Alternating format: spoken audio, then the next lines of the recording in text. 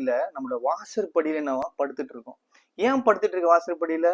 ஏன்னா இவன் எப்பயாச்சும் ஸ்லிப் ஆவான், வீட்டுக்குள்ள வந்துடலான்ட்டு. அப்ப பாவம் என்னைக்குமே என்ன பண்ணாது, உங்களை விட்டு தூரம் எல்லாம் போகாது. பாவம் என்னைக்குமே உங்க பக்கத்திலேயே தான் இருக்கும். உங்க பக்கத்திலேயே உங்க கூடவே தான் இருக்கும். எந்த நேரத்துல பிசாசானவன் என்ன சொல்லி ஒரு அழகான வசனம் இருக்கு, பிசாசானவன் எவனை விழுங்கலாமோ என்று வகை தேடி சுற்றி திரிகிறான். அப்போ எவன் ஒருத்தனை பாவத்துக்குள்ள கீழே தள்ளணும்ட்டு பிசாசானவன் என்ன பண்ணிட்டு இருக்கான், சுற்றி திரிந்து கொண்டிருக்கான்.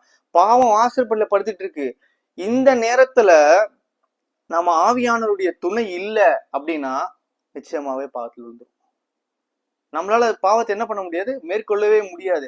நிறைய பேர் சொல்லுவாங்க, என்னால பாவத்தை என்ன பண்ண முடியும், மேற்கொள்ள முடியும். நம்மளுடைய இந்த ஜெனரேஷன்ல பாத்தீங்கன்னா நம்மளுடைய நண்பர்களோ சரி, நம்மளுடைய உறவினர்களோ சரி, எல்லாருமே ஏதாவது ஒரு விதத்துல ஒரு பாவத்துக்குள்ள இருந்தாங்கன்னா நாமளும் அந்த